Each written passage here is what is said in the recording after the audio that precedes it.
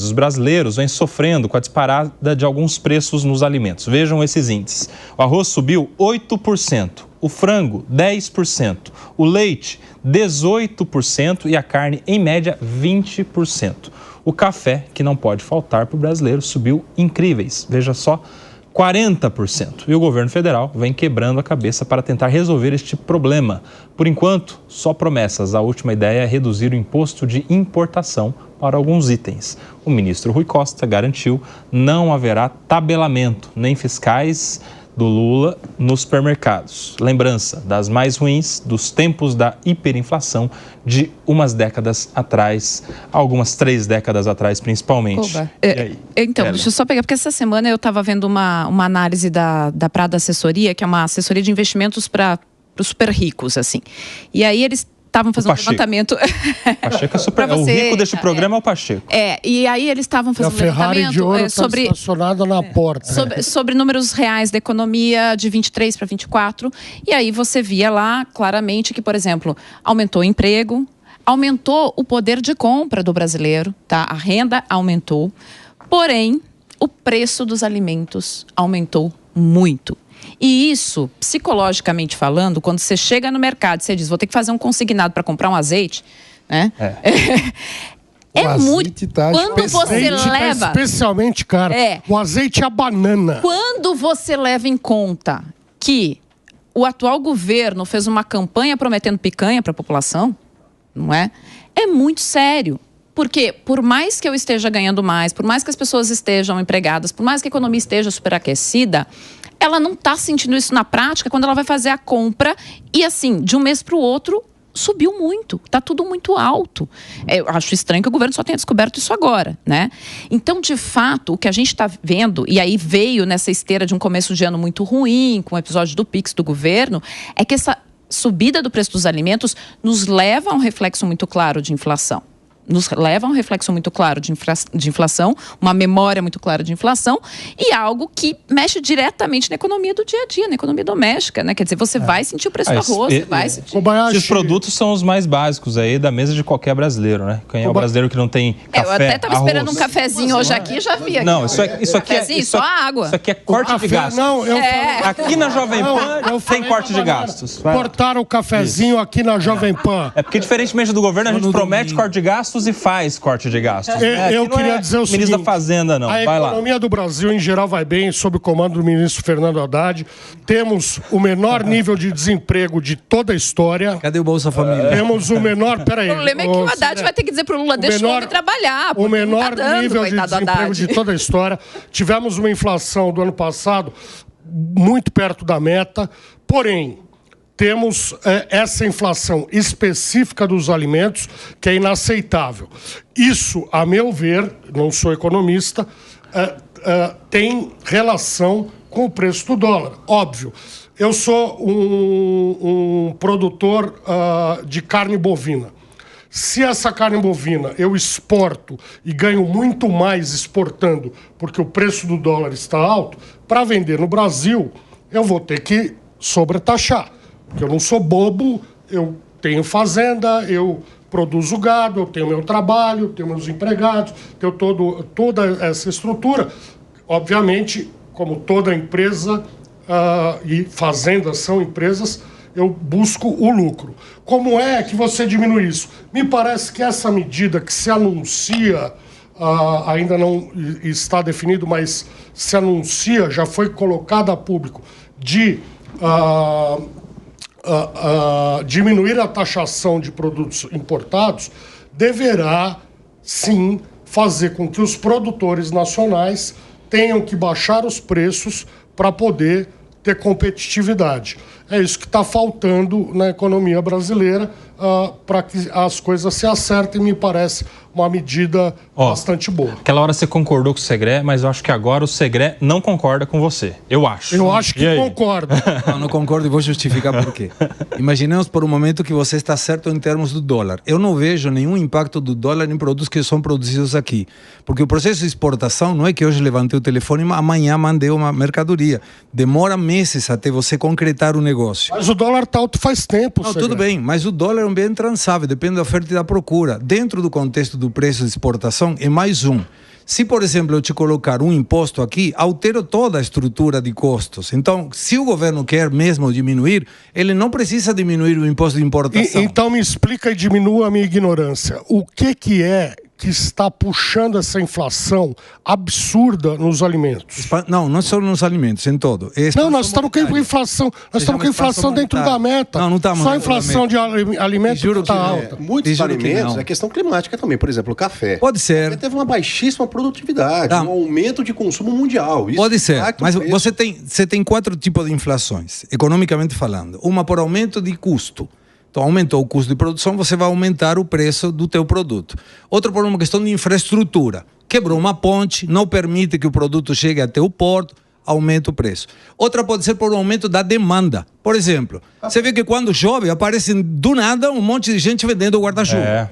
Por que isso? Dobra o preço. Está a demanda aí, a oferta vai acompanhando isso. E tem outra que se chama inercial. Sobretudo nos países que têm uma alta tendência à inflação, a Argentina é um caso. Inercial é, como eu sei que a inflação vai subir, eu já me antecipo, porque se eu vendo agora e a inflação subir, eu não vou conseguir repor esse produto. Já a expectativa de inflação já gera inflação. Inflação pré-paga. Sim, seria mais ou menos isso. Mas qual é a situação? O governo está gastando muito. O déficit fiscal atrapalha para o processo inflacionário. E quando você solta muito dinheiro na base da pirâmide, pessoas que antes não consumiam alguma coisa, começam a consumir. Aumenta a demanda.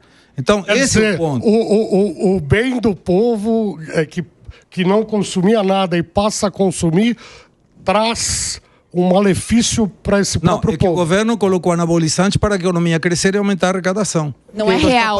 Não é real. É artificial. É de economia superaquecida. Por quê? Porque você está crescendo acima do potencial efetivo da economia de suprir aquela demanda.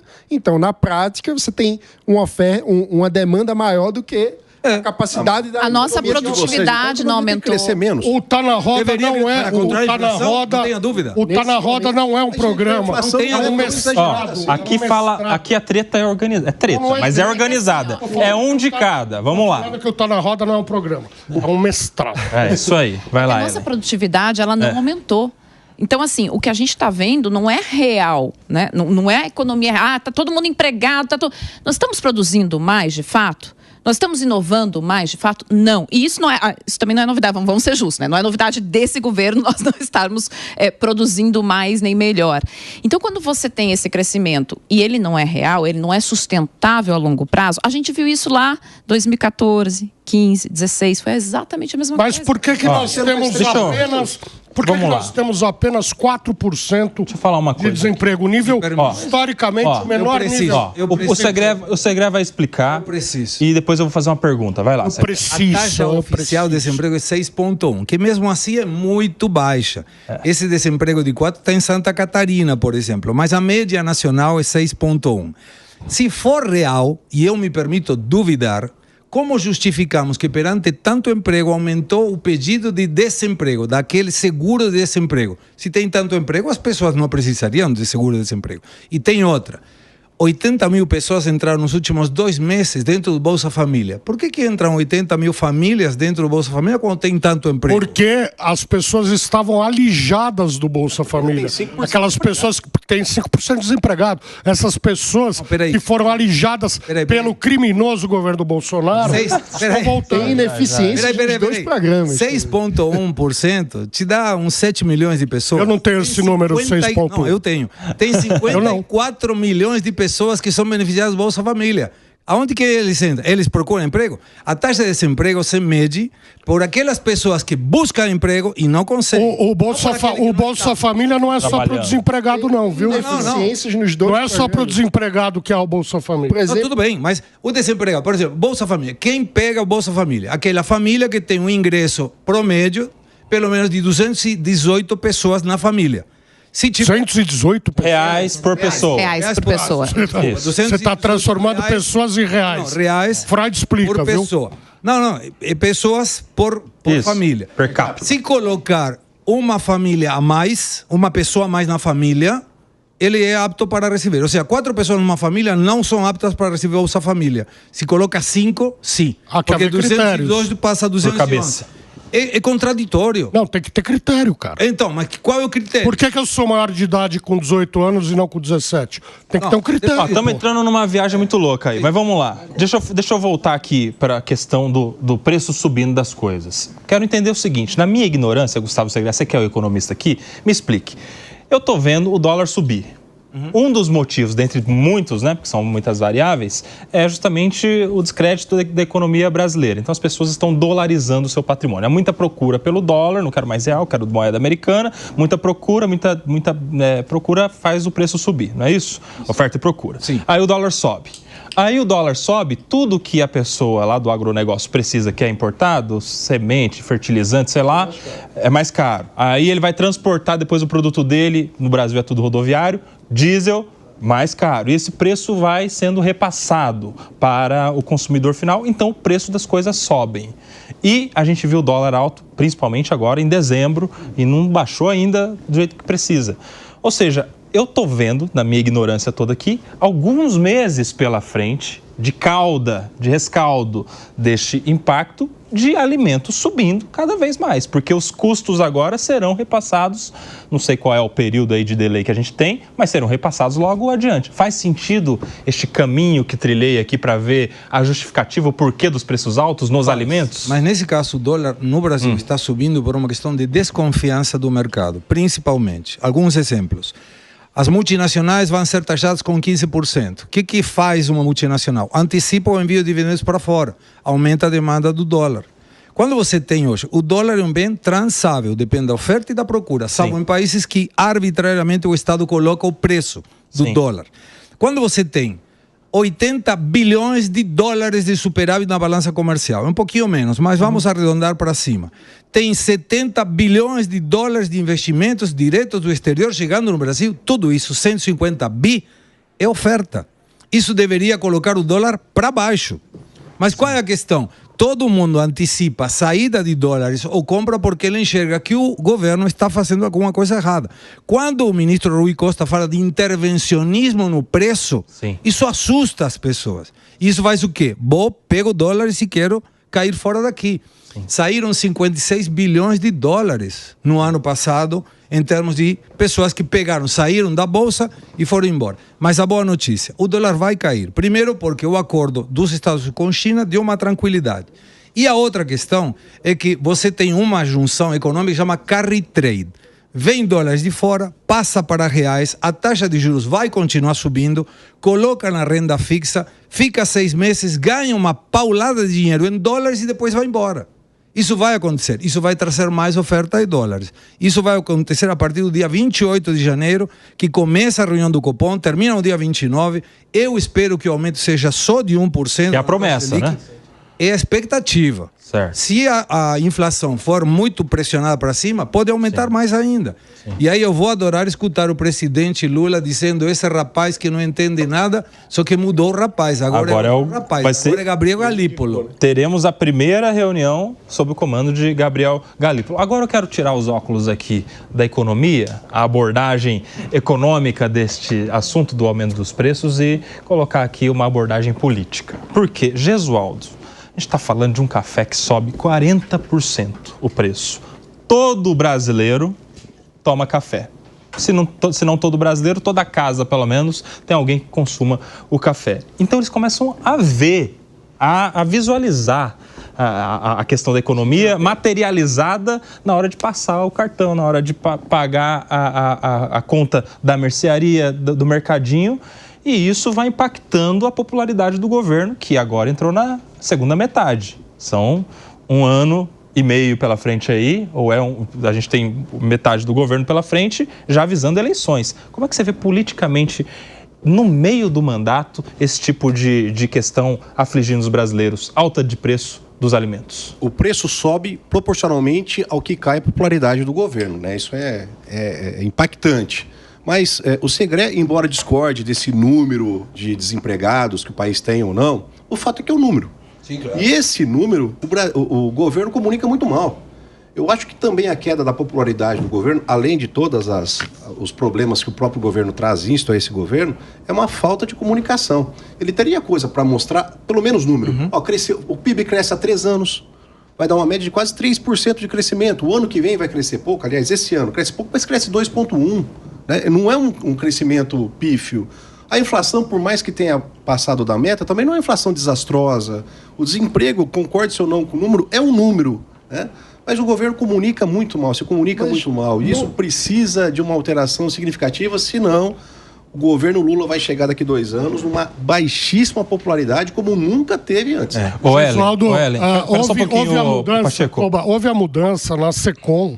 Mas não mudou o perfil. O Paulo Pimenta, que era um político, cedeu lugar por ordem do presidente da República a uma pessoa... Cedeu lugar é um jeito muito elegante, né? Ele foi mandado foi defenestrado, vai. Eu sou muito elegante. Cedeu lugar. Foi convidado a retirar. Ele foi convidado a se retirar. E entrou não um político, mas um cara que é do marketing. Sim. Então a gente espera que a comunicação do governo melhore para que essas coisas que o Gesualdo digam chegue na ponta onde deve chegar, que é na população. Só um pouquinho, já fico Agora, quanto à inflação, não adianta a comunicação boa, não adianta nada. A inflação de alimentos. O que adianta é o que o Koba falou. É você ir no caixa da mercearia, dos secos e molhados ali na tua cidade e gastar o razoável, não o absurdo que está hoje. Pô, falou bem também você quando disse da picanha, né? Vamos voltar a comer picanha e tomar cerveja. Picanha de abóbora. Eu fico imaginando o pai de família, depois de ser demitido do emprego, chegando na sua casa, encontrando a sua esposa, a sua família e fala: cedi o meu lugar lá na minha empresa para outra pessoa que nem sei quem é. Agora, lembrar, você acha aí que o grande desafio desses próximos ano e meio aí, dos próximos 2 anos do governo, é comunicação? Porque parece que o problema não é o governo, é quem comunica. Tá tudo ótimo, na verdade. Atrás da cortina da comunicação, ótimo, tá perfeito. Tá falando que a inflação tá ruim, cara. Vamos fazer o quê? Uma reforma ministerial? Tá distorcendo as palavras minhas e do Gesualdo. A treta é organizada e eu falo sozinho também. Olha só. É um ditador. Assim. Aqui é a democracia da Venezuela, ô Pacheco. Vai reclamar como adulto. No teu caso, dos teus vizinhos da Coreia.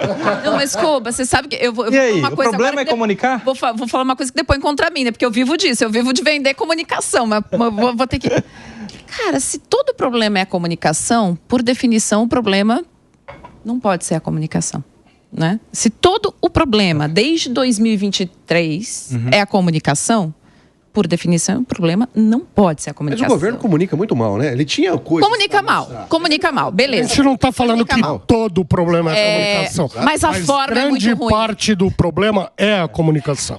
Assim, comunica mal, mas o conteúdo está muito ruim. Gente, o conteúdo está muito ruim. E quando eu digo o conteúdo está muito ruim, é o seguinte: você vai falar com esse pai de família que hoje está super empregado e daqui uns meses não estará, porque não faz muito que a gente viu esse filme aqui, gente. Não faz muito tempo, poxa vida, né? Ele está sentindo o que está acontecendo. Mas não é só ele. Você fala com um investidor, você vai lá e falar com quem investe aqui, essas pessoas estão vendo a insegurança, estão vendo a incerteza. O que acontece tradicionalmente num governo? Ele assume, ele faz todos os cortes que precisa fazer, enxuga, aperta. Desde Maquiavel, você sabe o que é isso. Você faz essa maldade nos 2 primeiros anos. Para quando vai chegar o ano pré-eleitoral... A colheita que o presidente... Você vira a colheita, você gasta, você torra todo o dinheiro. Nós estamos gastando desde que o governo... Aliás, desde o grupo de transição, quem saiu ganhando... Porque havia no grupo de transição duas vertentes muito claras. A PEC da transição, não sei se vocês lembram, a PEC da transição já foi a PEC do estouro. Vocês lembram daqueles nós bilhões? Estamos gastando desde que o governo assumiu. Nós estamos em 2025. Ano que vem tem eleição. Vai haver um enxugamento? Claro que não. Então, assim, o que você olha? Você assusta. Você assusta o investidor, mas assusta o pai de família, porque isso tem a ver com a gente no dia a dia. E assim, não, porque é a Faria Lima, porque é o grande investidor. Assim, o governo precisa tomar dinheiro de algum lugar. De onde o governo está tomando esse dinheiro? Esse investidor não é uma pessoa má. Não é uma pessoa má. Não é isso que se trata. Tem um elemento que eu acho muito interessante. É uma pessoa que paga pouco imposto. Para pensar começar a taxar essa gente. De estratégia de comunicação do governo. Quando você pega pesquisas qualitativas e pergunta às pessoas: a que você atribui ter achado um emprego? Ele diz, em primeiro lugar, a minha competência, eu fui atrás. Em segundo lugar, a minha família, que me ajudou enquanto eu estava desempregado. Em terceiro lugar, a Deus e a igreja, que me deu suporte. O governo entra lá em quinto lugar, sexto lugar. Eu consegui um emprego apesar do governo. Exatamente. Ninguém atribui o emprego ao governo. Mano, o seu servidor público. Outro dia eu conversava. Ele o desemprego. Outro dia eu conversava com uma amiga que está desempregada e eu dizia a ela, eu nem sabia que ela estava desempregada, mas eu dizia exatamente que a taxa de desemprego é a menor de todos os tempos. Ela ficou bravíssima comigo, como quem entende. Que a culpa está dizendo que eu não estou empregada porque eu sou a incompetente da história. Exatamente. Esse viés também, né? Então, com isso eu quero dizer, não basta o governo fazer propaganda desse número, porque as pessoas não vão atribuir ao governo o fato de terem ou não um emprego. Por outro lado, toda vez que vai no supermercado e a conta está mais cara, ele atribui ao governo. Ele pensa na inflação. E inflação é o maior redutor de popularidade no Brasil desde o Plano Real, em todos os governos. Então, esse é um fator essencial. E o ponto é a escolha política, e não apenas de comunicação, que foi feita pelo presidente Lula. No lugar de fazer ajuste nas contas, no lugar de cortar gastos do próprio governo, ele decidiu empurrar isso para frente e gastar ainda mais. Na prática, isso significa inflação plantada, cortando o poder de compra do trabalhador. Então, na prática, é uma escolha do governo que a população não gosta. Então, se a única forma de dizer que o problema aí é de comunicação é no sentido da raiz da palavra. Comunicação é tornar comum, e o ponto é que o propósito não é comum entre o governo que deseja gastar mais e arrecadar mais e o cidadão que deseja ter as contas estáveis para não ver o seu poder no carrinho do supermercado diminuir a cada compra. Eu me lembro, vocês não tinham nascido, só eu e o Segré. O Segré estava... velho? Não, tô falando que é na época que você veio de Argentina, Avenida Brasil, como na rubia no avião. Tem uma música. Como na rubia no avião, direto a Brasil. Quem viveu os anos 90 sabe. Então, perdão. No governo Sarney, nós tivemos uma taxa de desemprego muito baixa num determinado período e a inflação estava a 80% ao mês. Então, não são coisas que, na verdade, necessariamente se comunicam, né? Então, essa taxa de desemprego é algo a se comemorar. Mas se você não tiver uma contrapartida na inflação, principalmente dos alimentos, porque todo mundo come todo dia, ou pelo menos deve comer todo santo dia, e essa, aliás, é a principal promessa do Lula desde 2002, né? Eu vou estar feliz se todo brasileiro puder... É uma promessa que se renova a cada ano. Vamos lá.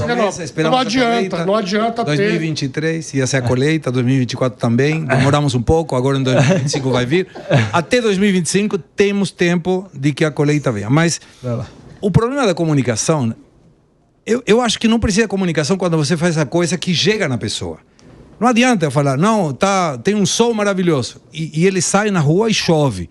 Eu posso comunicar o que eu quiser. Mas se ele não percebe isso, e o pior, gastando fortunas de dinheiro público para comunicar o que não pode ser comunicado, aí complica. E aí você tem uma reunião de ministérios em que o presidente fala, nada é feito sem que passe pela Casa Civil. Isso. Aí vem o Rui Costa, chefe da Casa Civil, e na primeira colocação vamos a intervir o preço dos alimentos. Desastroso. Aí falam, não, está errado, não vai ter intervenção, não vamos fazer políticas heterodoxas, de jeito nenhum.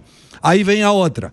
Se estiver cara a laranja, consuma outra fruta. Então, se você me permitir, eu quero falar para o ministro Rui Costa. Lê um livro que é Introdução à Economia. É o primeiro livro que qualquer um de nós que estuda economia lê na faculdade. E você vai ver uma terminologia que se chama demanda elástica e demanda inelástica. Eu celebro que o preço da laranja esteja subindo, porque se fosse do papel higiênico, eu não sei qual seria a sugestão do ministro. Não, e é verdade. Papel higiênico. A sugestão do Jair Bolsonaro cuidado que tá de tarde. Defecar dia sim, dia não. Não, mas cuidado que tá de tarde. Vamos lá. Demanda inelástica. Papel higiênico é um exemplo. Por exemplo, leite é outro exemplo. Não tem como você substituir por outro produto. Quando a demanda é elástica, aí dá para fazer isso. De repente, em lugar um refrigerante ficou mais caro, troca a marca do refrigerante por um mais barato. Mas o problema é que a maioria dos ministros são militantes, não entendem da coisa. Então, quando você não entende, está falando qualquer coisa. E esse é o problema. Não adianta tentar comunicar quando você não sabe do assunto, porque vai falar qualquer coisa. E aí, Jesus? Eu ainda acho que a gente vive hoje na chamada sociedade da informação, né? Tantos livros falam disso, tem toda razão, concordo com vocês, quando se comunica tem que se mostrar, né? A gente mostra aquilo que a gente tem para mostrar. Mas olha só, mano, quando você diz assim que o problema não é só de comunicação. Segundo vocês, o grande problema da economia hoje são os gastos do governo. E se conversar com qualquer um, foi isso que pegou. Essa informação é que grudou no empresário, que grudou nas pessoas de qualquer classe. Por que a inflação está subindo? Por que a economia vai mal? Porque o governo gasta demais. Então essa informação grudou. O que eu quero dizer é que... Porque ele está anunciando que tem sol e ele sai e ele vê o sol. Essa é a questão. Ainda, eu conversava esses dias com um cliente, absolutamente aleatório. Ele disse assim, a coisa vai mal porque o governo gasta demais. Então essa informação de que gasta demais é uma informação que pegou. E tem clichês governamentais que pegam, que esse governo não sabe explorar. Claro que ele tem problemas estruturais graves, ninguém nega isso. O problema não é só de comunicação, mas eu ainda acho que o governo teria coisas para mostrar, mas que mostra muito mal. Vocês falam como você fala que eu tô convertido, o Gesualdo também tá se convertendo pro meu lado, hein, meu? Tá andando muito com você. Vai lá, Ellen. Não, mas ouvindo vocês, tem uma questão comunicacional que eu acho importante. Tem uma expressão em alemão que eu gosto muito que é Zeitgeist, né? Que é o espírito do tempo. Qual é o espírito do tempo? A vibe. E a vibe. Obrigada, mano. Adoro estar aqui com pessoas jovens. Isso é ótimo. Jovem. Jovem. Esse espírito do tempo, me parece que o governo peca desde o início de não captá-lo. Quando o Mano fala, e assim, ano passado, quando eu acompanhei várias campanhas políticas, estava fazendo várias campanhas políticas, e o meu papel ali, eu ouvi muito pesquisa qualitativa. É maravilhoso, gente. Pesquisa qualitativa é muito maravilhoso, eu amo fazer. O Mano gosta disso. E assim, qual é o grande espírito do tempo? O cidadão de médio, ele quer fazer o dele e ele quer que o Estado não atrapalhe. Né? Ele quer fazer o dele e ele quer que o Estado não atrapalhe e aí ele consiga ir adiante. Esse governo, desde o início, não consegue captar isso. É um governo que ainda está falando com um trabalhador como se fosse um sindicalizado lá de trás, que está esperando... Infantilizado, né? Precisa de um... Tem uma expressão em inglês que eu amo, que é assim, patronizing, né? A gente ficar assim, que feio fulaninho, né? Você não vai ter um abono salarial... Ninguém tá mais nessa vibe, né?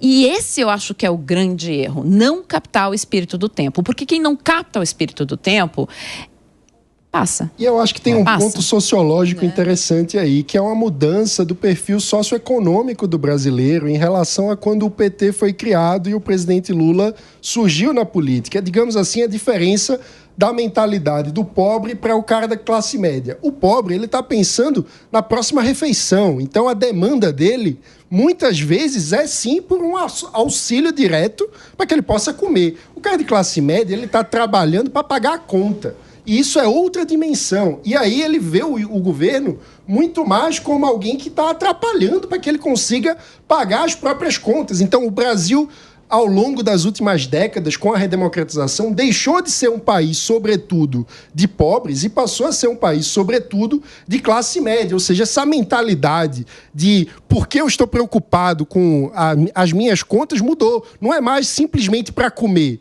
é para pagar as contas, é para poder ter mais conforto, é para poder ter uma vida melhor. E o governo Lula e o PT, de forma geral, parece que não entendeu essa mudança. O trabalhador não é mais aquele sindicalizado, o trabalhador tem outras demandas, o Brasil mudou e o PT parou no tempo. Fala, Segré. São os boletos, né? Mano, é só boletos. Trocadilho, mas o comunista está tão ultrapassado até na sua bandeira, né? Ninguém mais usa foice e martelo, né? Até isso precisa ser atualizado. E eu concordo com vocês. Esse timing das demandas e das necessidades daquilo que o governo entrega está muito distante. Fala, Segré. Eu acho que o governo ficou na época analógica e nós estamos vivendo numa época digital. Quando o primeiro governo do Lula não tinha YouTube, não tinha Facebook, não tinha Instagram, não tinha WhatsApp, não tinha nada disso. Então, se alguém estava em desacordo com o presidente, estávamos na porta aí da casa, olhando para a TV e falando, não estou de acordo com... E gritavam, berravam. Ele nunca ouvia. Agora o político escuta.